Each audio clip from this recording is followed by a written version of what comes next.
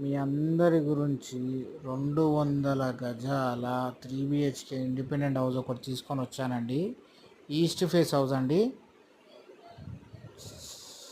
Main రోడ్కి second bit అండి.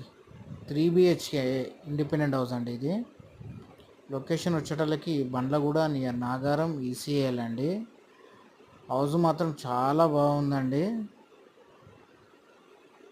Price 1,08,00,000 అండి.